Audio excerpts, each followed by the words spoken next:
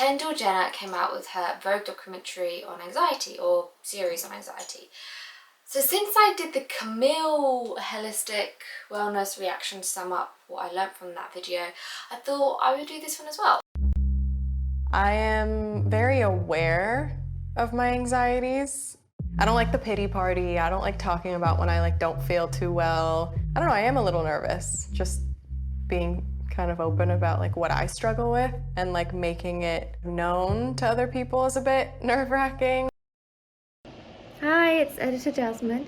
I just want to reshoot this disclaimer because I didn't word it very well the first time, but in this video I go into my own struggles, and obviously Kendall talks about her own struggles, and I just want to make it very known that you might have a completely different story to us, and that's fine. I remember when I was a teenager, I constantly compared myself to other people because no one believed I was anxious or depressed. Constantly felt the need to try and make myself worse so people would hear me and give me help. But I just want to let you know that just if you don't fit into that box of someone that's struggling, but you are struggling and no one really realizes that, I just want to let you know that I see you and I hear you, and your feelings are so valid, and you don't have to have the same experience as someone else to be struggling.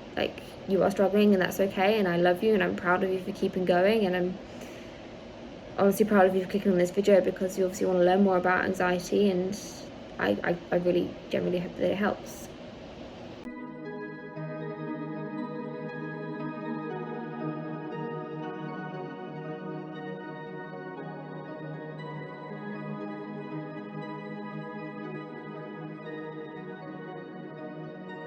So it's a 4-part series, and Kendall interviews different doctors and professionals about anxiety. First episode is all about what is anxiety. Second episode dives into social media and the effect of that on our anxiety.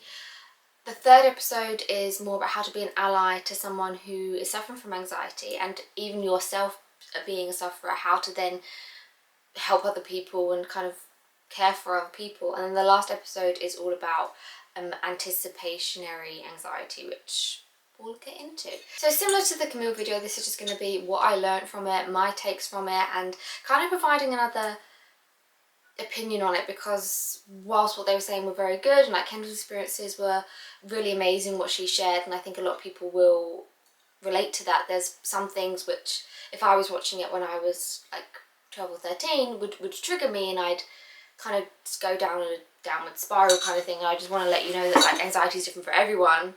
I have a slightly different perspective of it and what I went through, and there we go.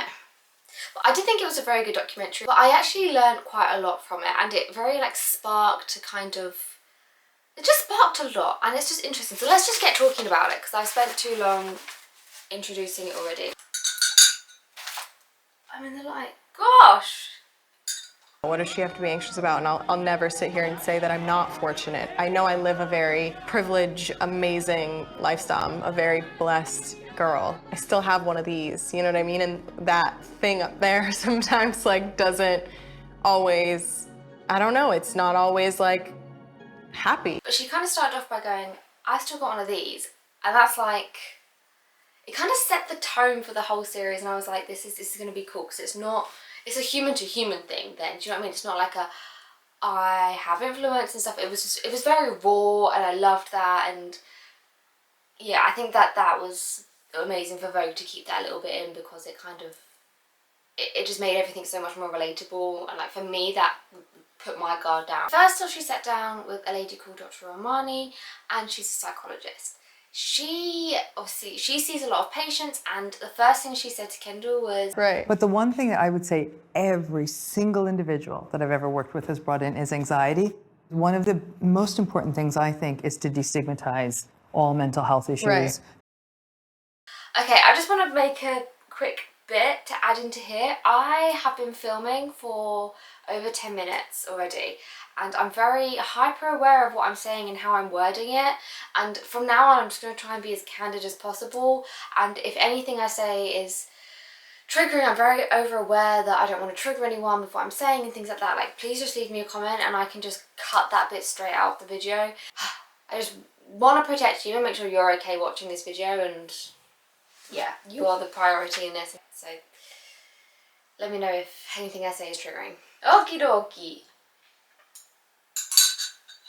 Dr. Armani was basically saying anxiety is a miscommunication in the brain. She says that there are lots of benefits to having anxiety. But let's first dive into like what it is and things like that. So she used keywords like it's a magnifying glass, anything wrong, it heightens it. It's a feeling of that you're constantly being looked at, you're constantly being criticised or judged, or not even that people are doing it, you're just worried that they might, and you're out there living your life and you're worrying about people constantly and what they think of you. And like for me personally, this is how I feel, and I don't actually think I care that much what they think. If they were to actually voice what I think they're thinking, I probably wouldn't really care that much. But it still doesn't make sense in my head as to why I'm so worried that they might be thinking these bad things of me. And then this kind of hit me, because I didn't know that this was part of anxiety. I just thought I was a waste of space. But it's an idea that just by you being there and your presence alone is making people feel uncomfortable, and that makes you anxious. And for me, I didn't necessarily realise that I thought that. And I guess I'm in this space and I'm thinking, I'm shy, it's like at work, like I'm shy, I'm so much younger than everyone else, I can't bring a lot to the table, I'm making people feel uncomfortable, I would be so much better if I wasn't in this scenario. And that spirals, that can spiral into some real heavy stuff, you know. I just thought that was really, really interesting that Dr. Armani said that, and it kind of like sparked something in me, like as if to be like, oh. And then it kind of like, I was able to separate that thought from myself. And I was kind of like, that's actually not true. I'm not making people feel uncomfortable. My presence is actually, like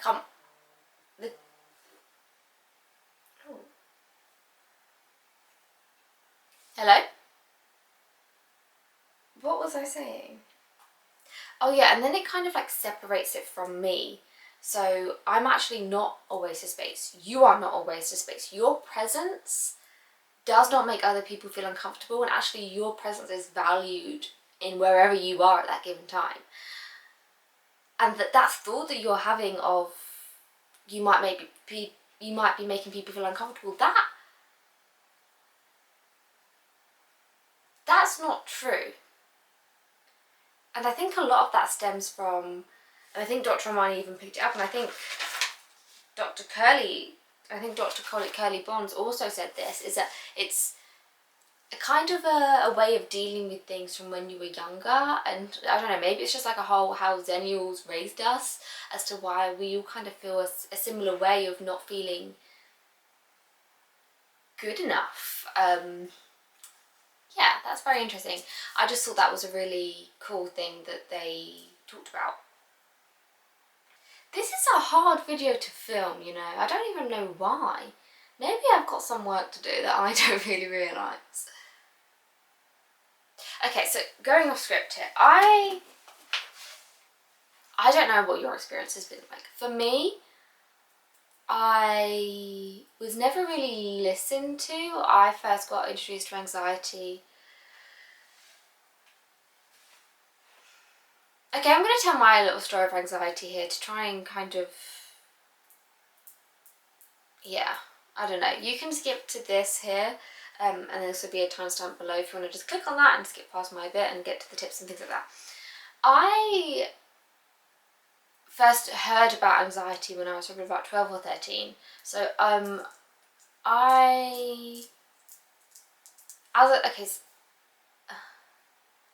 it's so weird. Okay, I don't even know what's going on right now. Okay, when I was a kid, I was very, people would always make the joke, oh, you're OCD, because I was very clean. Like I would walk into my room or like the house, and I would freak out if things weren't, and I would always say to my friend, like, my room is so messy, and she was like, Jasmine, it's spotless. And it's because obviously my duvet couldn't be like paper straight, and it obviously had wrinkles and stuff, and I hated that. So that's when people started saying, oh, you're OCD, and that, I don't think that was like them being serious. I think that was just them, you know, kind of in the modern world we are now, if anyone wants to be clean or tidy, they're considered OCD. If you don't know what OCD is, it's an obsessive compulsive disorder, and it's kind of like a stem of anxiety where like you're obsessively compulsive. So I very much remember being younger and having a strong frustration. I don't know if you've seen this video online where the girl's trying to sing. She's a very young girl. She's trying to sing, and she just keeps screaming in between where she doesn't obviously hit the note she wants to hit. And that, I think a lot of people make memes out of her, make fun of her, like, well, I get why, but that was literally me. And I feel like I've had that exact like circumstance where I would try and sing or something just for fun, and it would just go rah rah, and it was literally like an outburst of like, I can't get this right. Maybe it's a perfectionist thing. I wouldn't really consider myself a perfectionist, but maybe that's just, I don't really know. Maybe I was when I was younger. And I remember even like things in the house, not because it was messy, but just because I don't know what it was. The image I have in my head is my dad would have papers on the coffee table, like reading newspapers and magazines on the coffee table. That makes me angry now even thinking about it. I feel like I want to cry. And I can't really understand why, and I think I would very like lash out at my parents because like, it's so messy. Yeah. So that's when I kind of, looking back, first started to experience anxiety, and I think that was when I was about 7-ish.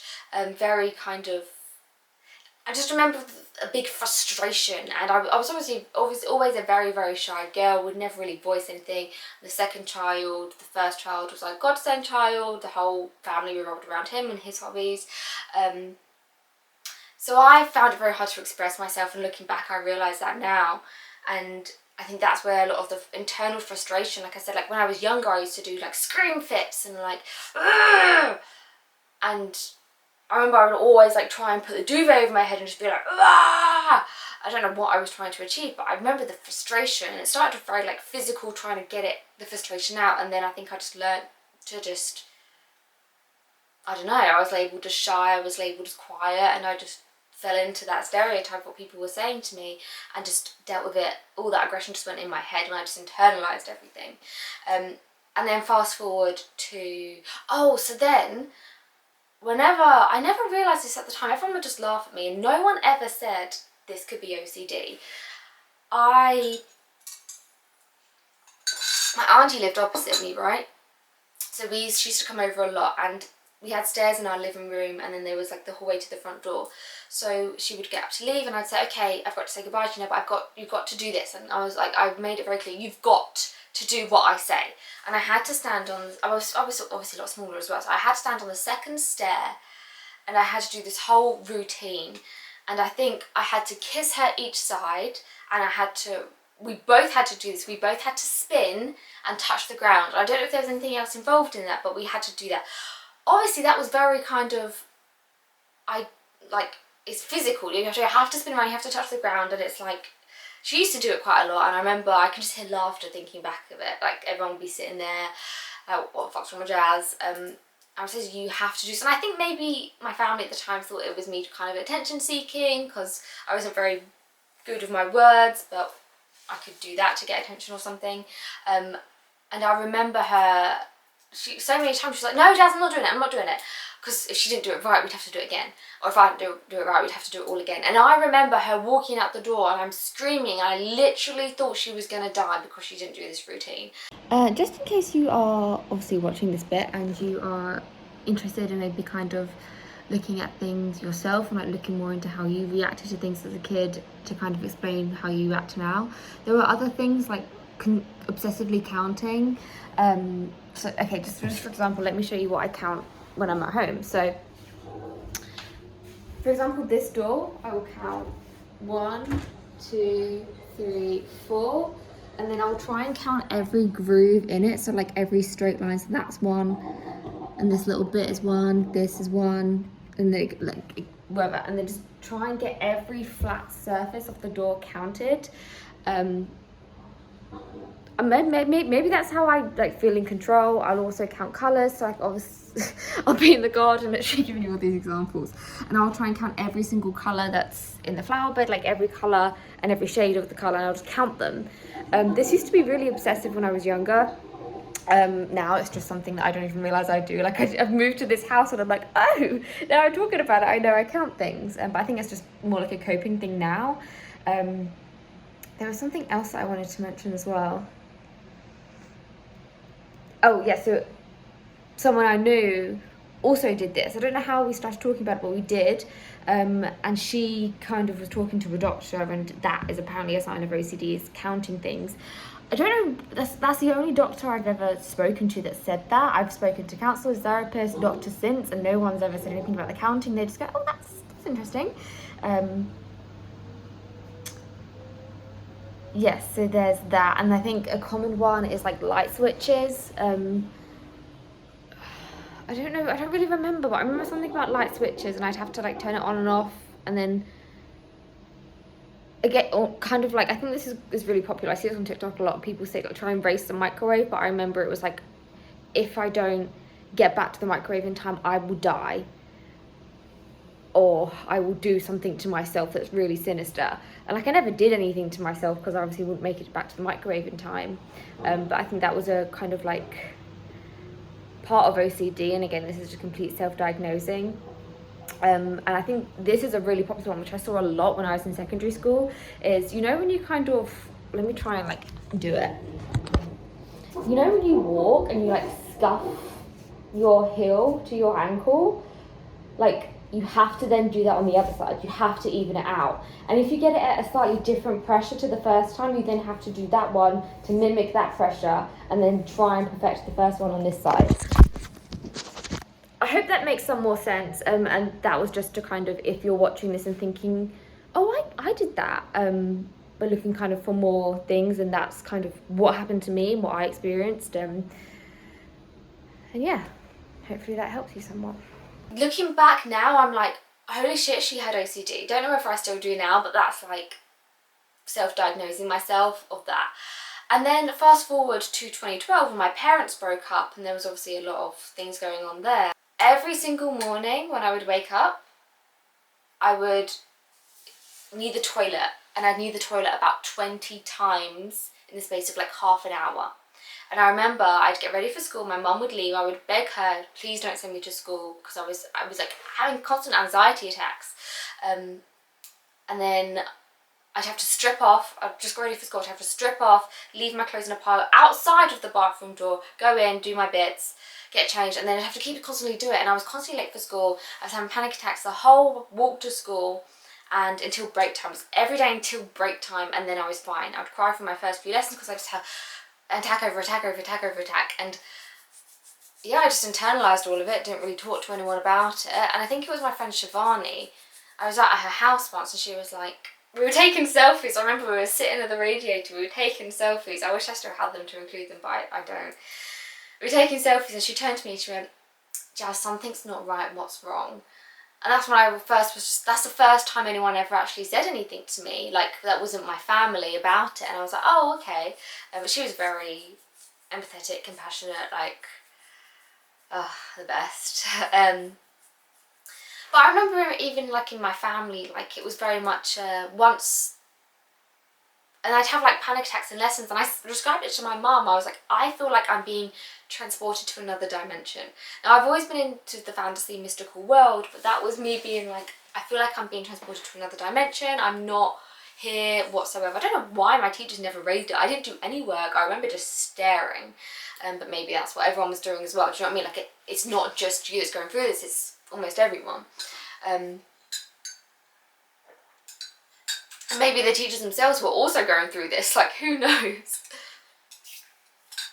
Yes, just because everyone suffers, it doesn't take away from the fact you are suffering and you are hurting, but it does help to kind of talk about it more so people feel heard and listened to. And you know, even if you are having anxiety on a very low level, or you feel like it's a very low level, because I remember looking back to what I just described, being at school, being a kid, at that time I didn't feel like I was anxious enough. I didn't feel like I had the right to say, oh, I have anxiety.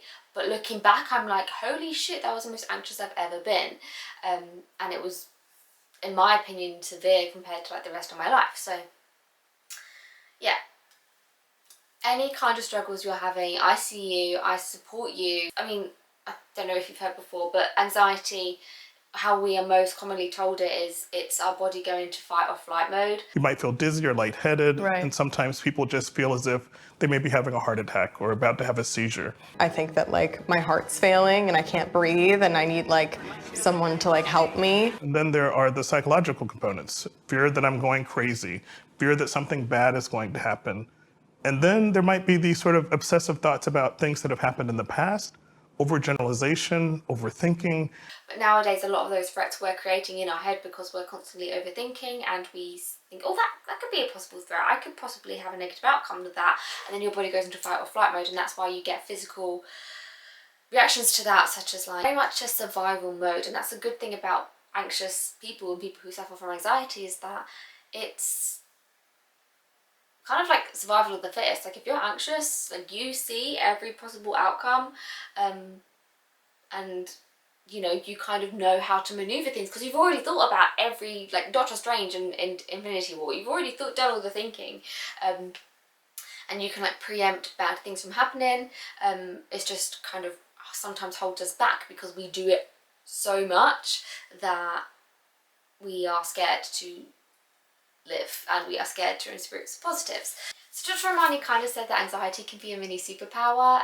It makes you sort of like an empath, like you are very aware of how other people are feeling. You don't want to make other people feel how you felt, and that's actually really beautiful. Like I feel like it can sometimes be quite tiresome to constantly think about other people, but actually like you are kind and just aware of other people, I think is a really lovely thing. So this is why I really wanted to give my opinion on anxiety, is because Kendall asked every single professional any tips that could help. So Dr. Romani's tips was prepare for everything, get to places on time, and like mentally rehearse things before you do it. That to me is the scariest shit ever. I think I'm constantly late because when I'm early I sit there and I have time to just be anxious. Like, how am I going to walk in?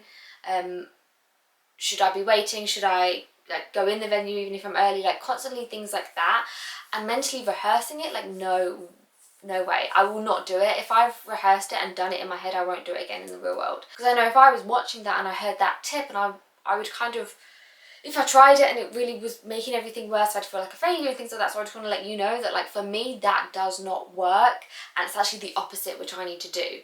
I don't mean to overwhelm you if you're watching this because you're trying to figure out your own anxiety. I don't want to overwhelm you because there are so many different tips and tricks to try, but it's actually, it's a good thing. Trust me, like there are so many avenues to try things, and you can try it on a small scale. You can try it at home just like by mentally thinking about things, and if you rehearse it in your head and that calms you down thinking about going to an event, then you know that that will really work, and getting there early will really work for you. Whereas if that starts to make you anxious and panicky and you decide maybe you shouldn't be going, then maybe you're more like me and you have to get there on time, if not late, which isn't the best thing to get to places late. I know that. Oh yeah, so Dr. Romani was saying that we're very aware of how other people perceive us, and if you're anxious, you kind of thrive on validation from others and good feedback, and if people are comfortable around you, that makes you feel more at ease. So she said this kind of like fake it till you make it kind of tip as to when you are going somewhere, when you are with another human being, there's 3 things that you need to do, and that person will then feel instantly more comfortable, and then you will sense that and feel that, and you will feel more comfortable because they feel comfortable. Okay, so don't be crossed. Okay, I know this is like a self-caressing, self-embrace, and it's to make us feel safer, but you know, am I more approachable now, or am I more approachable like this? Like so just maybe even hold your hands together like this and just like rest them on your lap, or like if you're standing, like just rest them like this. Or I like to stand like this a lot, and that way I'm kind of open, but I'm still doing that kind of, I'm doing something with my arms, or there's always pockets. Like it just This looks so much more approachable as opposed to this. And even like looking at the viewfinder when I couldn't see it was me in my head, like I could see that then. So that's one thing, like arm placement, and that you can even practice. What was the next thing? Eye contact. Eye contact. I hate this. So what I do, I'll look at someone and I'll go, right, I don't know if you'll be able to tell this. Let's get the light around. Oh, did I break it? Fuck. Yo, my whole light just is broken. Oh my goodness. Well, that's fun. Shall I continue? Let's move this light. I'm done. Okay, this is what we're going to deal with for the rest of the video. Okay, so where was I? Okay, so my trick for if you have to keep eye contact with people, because I'm really trying to do this more often, is you just look them straight in the eyes and then you just unfocus. Now, I've never seen this before. This will be really interesting to edit back to see if it actually looks like I'm looking at you or if it just looks like I'm high or something. So this is me looking at you, focused on your eyes.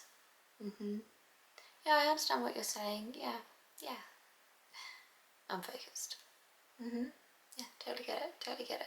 I don't know why, but that just like decreases all the anxiety for me.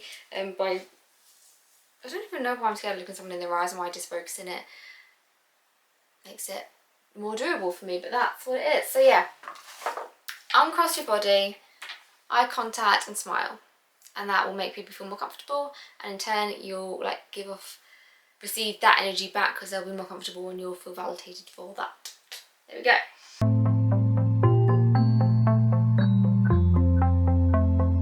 Dr. Jorge Pardida, and he was mainly focusing on social media and the effects of social media. So just as a little bit of context, I'm the first person to defend social media because for me it's helped me immensely with anything treated with respect and not abused. So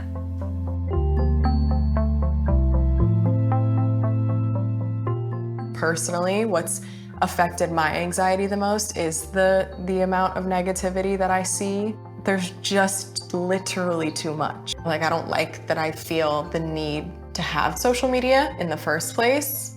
There really is like no escaping it. Social media kind of overstimulates us because we're constantly stimulated, we're constantly being entertained, or we're using our mind in some way to maybe learn something, watch something.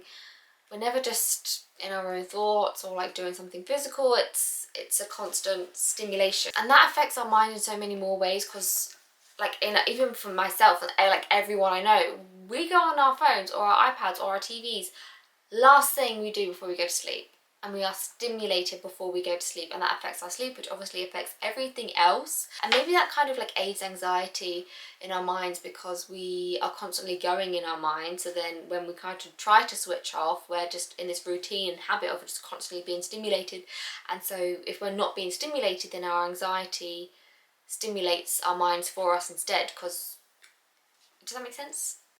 Social media acts very much like an addiction. It stimulates the same part of the brain as substance use. I don't know, is that something just as society we're conditioned from like a very young age to like feel like we need that validation? That sense of not getting that enough positive reinforcement from our home environment, not feeling rooted, allows us to really look outside of ourselves for a reward. And then again, it's this kind of idea, especially like Instagram, TikTok, it's much about the look and like photographs and things, and we seek validation. Like I know even when I post something and if I really like it and I really want to see people engage with it and people don't engage with it the way I thought they would, I kind of get like, oh.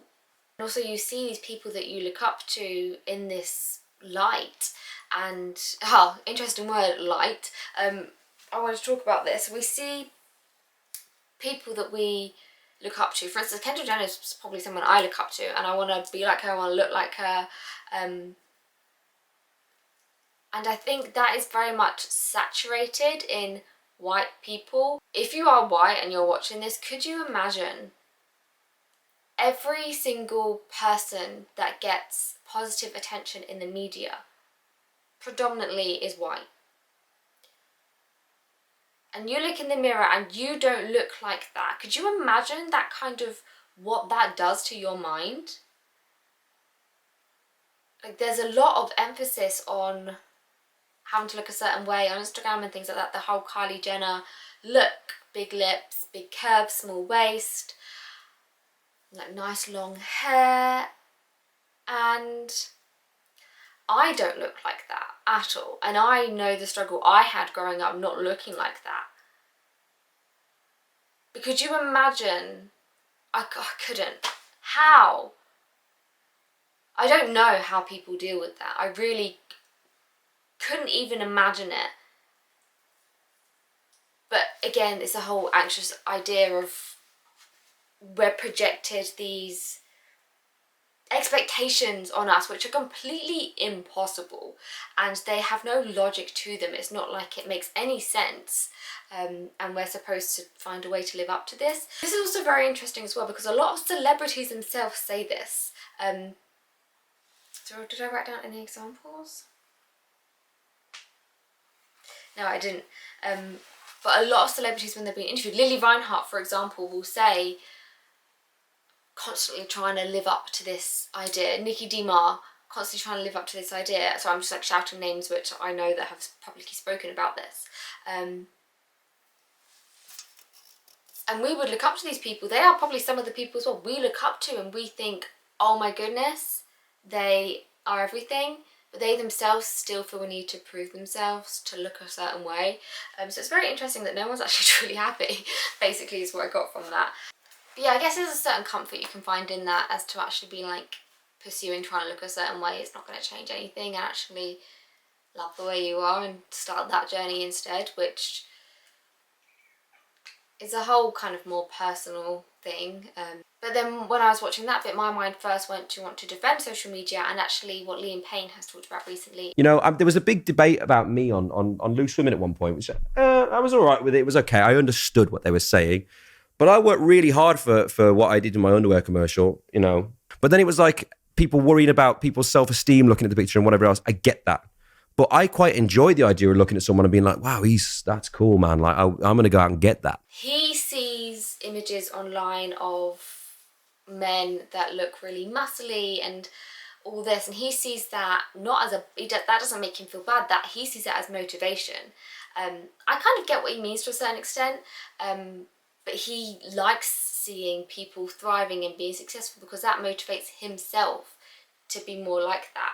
And I thought that was really interesting as well, because I know for me, if I didn't have social media, I wouldn't know half the things that I know now, just because I wouldn't have even known about these things being possible. Like for someone like Liam, he kind of needs people to look up to on social media that are successful and have achieved the things that he wants, as motivation and almost like a blueprint so he can do it himself. But obviously I think there's a big heavy emphasis on the look and the look of people, but I feel like we are kind of starting a big cultural change within that, and we're kind of redesigning what beauty is, and that is just being your authentic self and unapologetically just how you are. Lizzo as well is completely, maybe even leading this whole culture change, and we love that completely. I will look at Lizzo and be like, she's so fucking hot, and then to think when I was younger, the way Lizzo looks is everything that I've been taught not to like,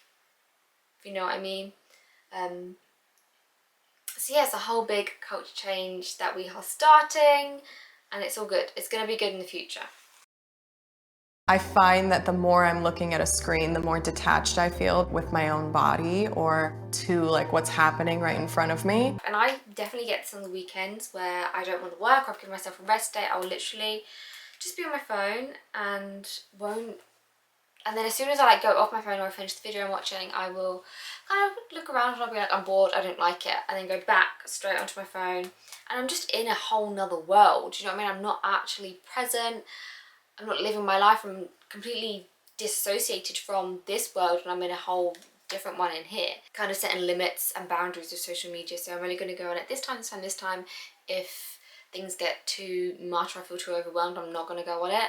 Maybe unfollowing people that just aren't very good for you. I did this for a long time. I think I unfollowed like all celebrities. Anyone with a blue tick I unfollowed for years. And then I just kind of focused on me and my life, and it was honestly the best. But now I follow celebrities again. But now I'm able to like, I've like took that time out and learned, and now I follow celebrities again, and it doesn't affect me as much as I did before. Then Kendall sat with Dr. Curly Bonds, and this was all about being an ally to someone with anxiety. But what Dr. Curly Bonds was saying is that like, you just accept you won't be able to fix them. They're not coming to you, or they're not experiencing anything whilst they're with you because they want you to fix them. This is going to happen regardless if you're with them, if you're in their life or not. They are anxious, they suffer from anxiety. You can't fix them. You can listen to them, you can be there to support, you can let them know that like, I've had these issues as well and this is how I've overcome it. Without kind of, and I think I very much fall into I'm gonna fix you, we're gonna do this, we're gonna do this, we're gonna sort it out. But actually, like, I need to sometimes take a step back and just think, this is their life, this is what they want to do. Just kind of let them talk to me and just let them know that I'm there if they want to talk. And also knowing as well that like certain things you can't deal with, and sometimes you will have to get other people involved. But I would suggest always like communicating that. Like if someone says something and you're like, I don't know how much more I can help you, maybe you should try this or something like that. But obviously you're still always going to be there for them and support them and listen when they want to talk.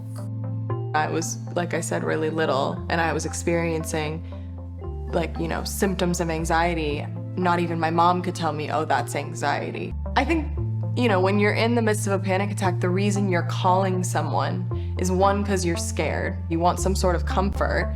And like, you might also want that distraction.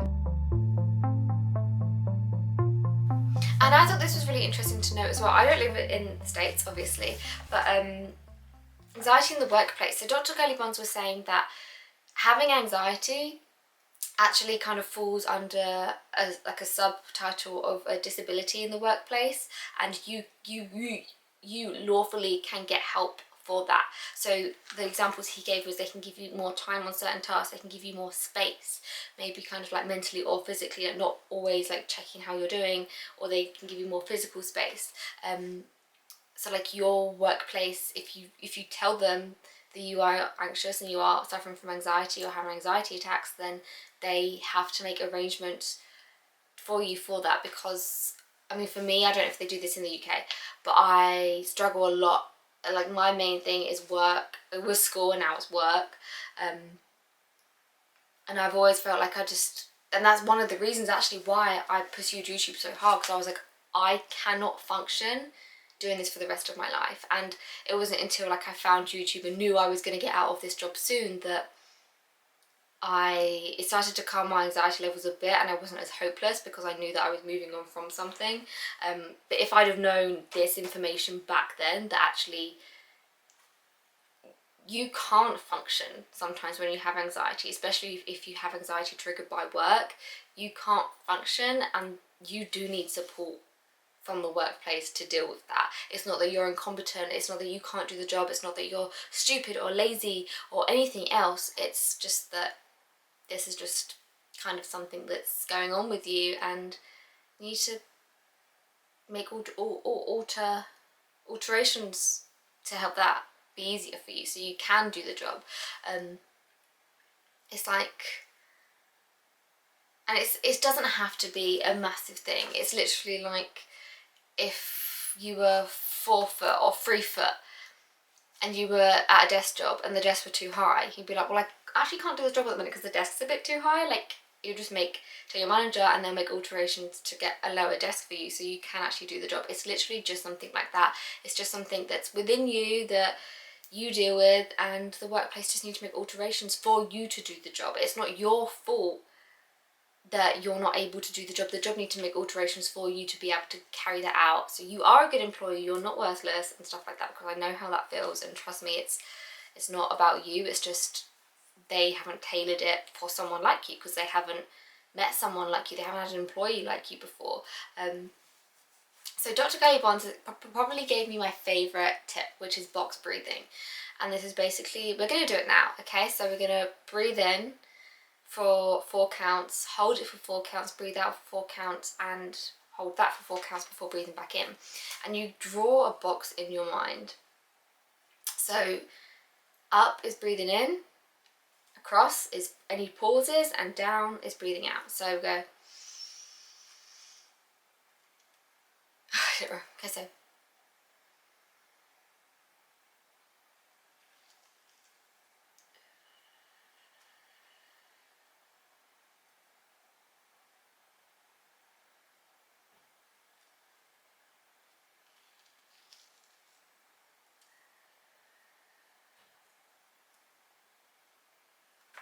Necessarily calm already, but yeah, breathing's something that's definitely helped me, and just I find that really helpful. Maybe for me that makes me slightly anxious about drawing the box and having to remember to draw the box. I count a lot, but I know that counting can also make people anxious, so whatever way works for you, whether you just want to count 1 2 3 4 1 2 3 4 1 2 3 4 1 2 3 4 or 1 2 1 2, however your breathing is and however your lungs are, or whether you prefer the visual of actually drawing a box in your mind. So you can alter it for you. My hair out now because I don't actually like it being up. Okay. Now I don't know if this is a separate like leg of anxiety, or whether it is just anxiety in general. In my head it is just anxiety because you're worried about something that hasn't even happened yet. You're attaching meaning to something which hasn't there yet, or might not even happen ever. So let's dive into this. People feel like it protects me to feel like I know what's going to happen. And eventually something bad will happen because it just does in life. Right.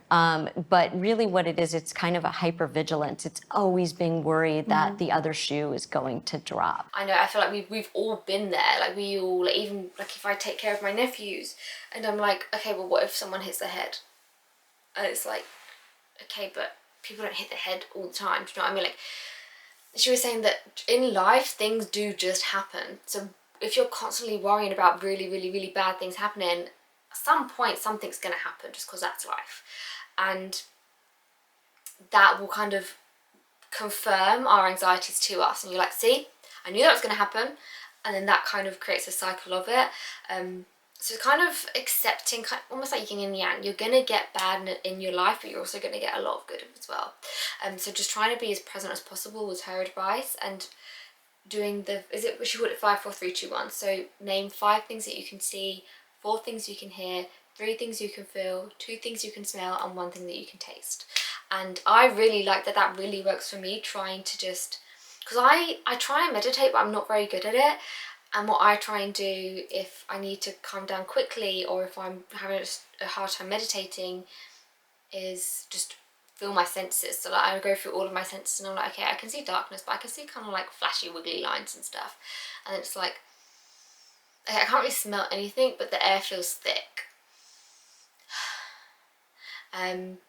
Feeling, so it's like I won't actually use my hands to feel. I'll just sit and I'll be like, okay, so I can feel where my clothes are on me and where I have bare skin. I can feel where there's pressure, so like my feet on the floor, my butt on the table. I'm sitting on a table, not a chair.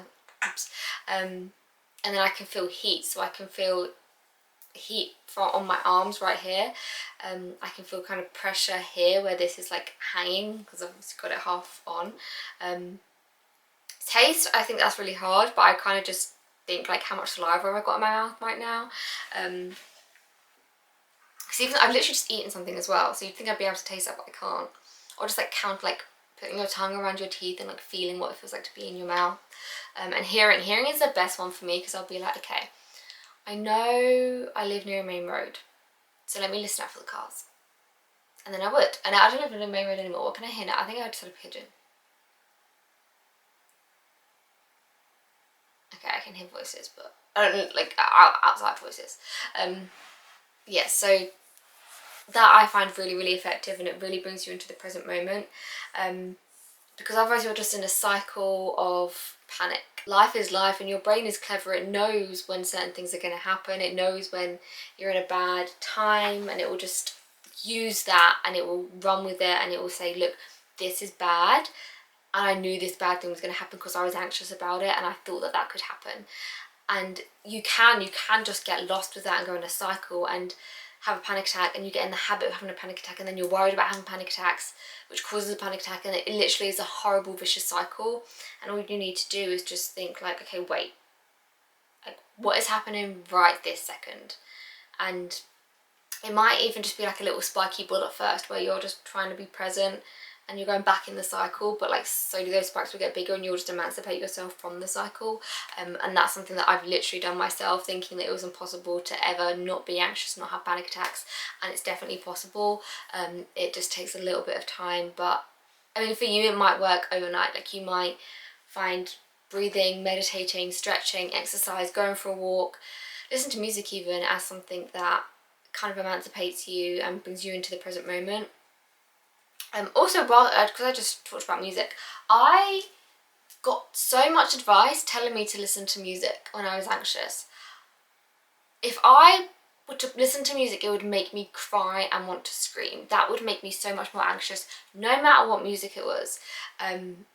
So I used to get that advice a lot, and it was hard telling people like that's not going to work for me. And they're like, it's gonna, like, it wasn't like professionals telling me to do that. It was like family, friends, school kept telling me to do that because I was anxious on the way to school. They're like, listen to some music by Happy Place. And I was like, no, I can't listen to music. So if you're one of those people as well, we're vibing, okay, we get each other. Laurie's tip was that to bring you in the present moment, if you don't want to do too much mind work, if you're quite a physical person, I think I actually am. Emma Chamberlain actually talked about this in her latest vlog. She would rather like run a marathon or like run 2 miles than do something where it's all in your mind, like do a painting or do like a crossword or something like that. So I think that's quite common, especially in our overstimulated generation.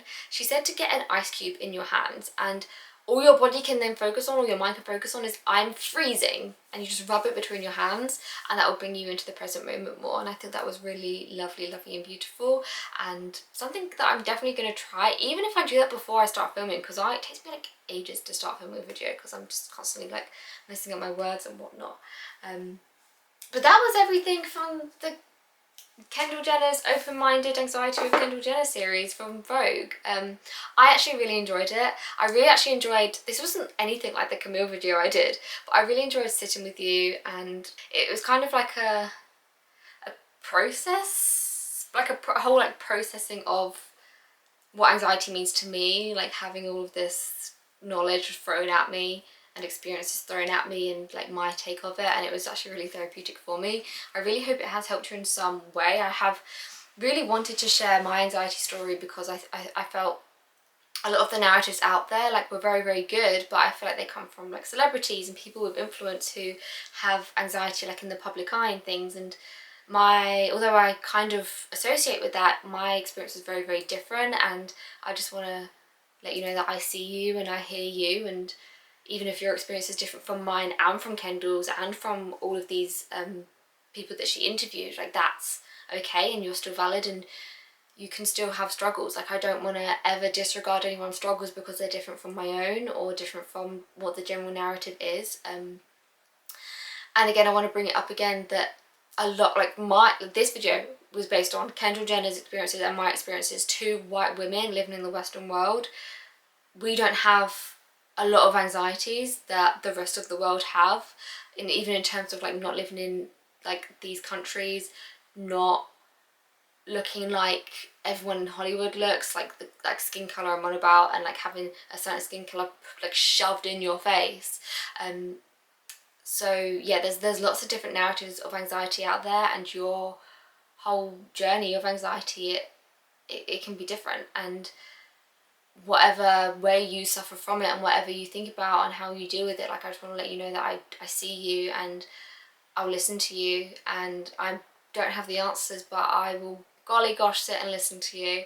And I just want you to know it will get better. It always gets better. Please don't be frightened, or easier said than done, but don't let the fear eat you up because things get better. Like I'm literally telling you, for someone with over 10 years of experience of anxiety, that you'll get there, you'll get better. And even if you have other things with it, like I did as well, and I do have other things with anxiety, and you're going to be alright. I promise you're going to be alright. And I love you, and I'm so proud of you for watching this video and for even getting to the end. You obviously really want to learn about this, and you want to know, and I just hope that you're having a little bit of a smile right now, like we can smile together. Like, I literally love you. I've got tears in my eyes, oh my goodness. I love you. You're such an incredible fucking human being. I'm really, really proud of you. I really, really am. Gosh, let's have a nice drink of water, hydrate ourselves. Gosh. But I hope you have a lovely rest of your day and a lovely week. I love you.